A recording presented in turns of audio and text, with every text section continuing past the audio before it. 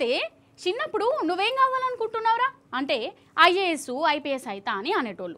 మంచిగా చదివితే ఐఏఎస్ అవుతారు కానీ చదవకుండా నోటి మాట కంటే అవుతారు అనోళ్ళ. అయితే గిట్లనేనోళ్ళ ఒకడున్నాడు, మన పట్నాలనే తిరుగుతుండు.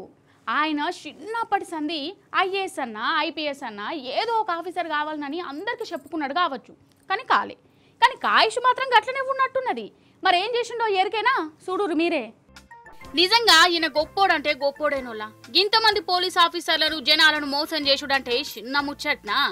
అసలు ముచ్చటేందంటే ఈయన పేరు శశికాంత్, తమిళనాడు అయినా కానీ మన గండానికి హైదరాబాద్లో ఉంటాడు. ఉండి ఏం చేస్తాడంటారా, ఐఏఎస్ ఐపీఎస్ కొలువులా ఎలుగా పెడుతుండటనోళ్ళ. అరే ఆవంటే ఈ ముచ్చట ఈయననే చెప్పుకుంటుండ అందరికి. ఏ గట్ల చెప్పుకుంటా నమ్ముతారా అనేరు. అగు గట్ల నమ్మేదందుకే ఇద్దరు బాడీ గార్డులను పెట్టుకున్నాడు, వాకీటాకీలు తీసుకున్నాడు, ఐడి కార్డులు కొట్టించిండు. ఇక పట్నం అంతా తిరుక్కుంటా కారుకు సైరన్లు కూడా పెట్టుకున్నాడు. ఇక పట్నం అంతా తిరుక్కుంటా ఐఏఎస్ ఆఫీసర్ నన్ను అందరికి నమ్మించిండు. నమ్మినోళ్ళను ఇవి పిత్తా అది పిత్తా, ఇడ సంతకం పెడతా గాడ సంతకం పెడతా అనుకుంటా నిలువుతా ముంచిండు. ఇట్లా 2 ఏళ్ల సంధి నడుతుందట సారు వారి నకిలీ ఐఏఎస్ కొలువు బాగోతాం. మరి దొంగోడు ఏదో ఒకనాడు దొరకవలసిందే కదా. గిట్లనే 2-3 దగ్గర జాగలిప్పిత్తా అనుకుంటా 10 లక్షలు గుంజిండట. అటెన్కా ఇదంతా మోసమని వాళ్ళకి అర్థమైంది. పోలీసులకు ఫిర్యాదు కడితే వాళ్ళు ఇగో షేక్పేటలో దొరకబట్టిరు.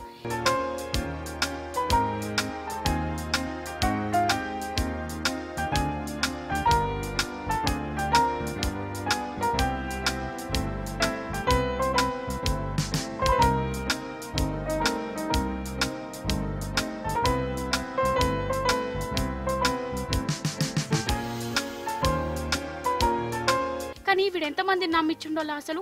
కార్లు, డూప్లికేట్ బాడీగార్డులు, ఐటీ కార్డులు, గన్మెన్లు, వామో పేరుకు డూప్లికేట్ ఐఏఎస్ ఆఫీసరే గాని ఒరిజినల్ ఐఏఎస్ ఆఫీసర్ లెక్క అంత మందిని మోసం చేసిందంటే హుషారుగా లోడు కదా.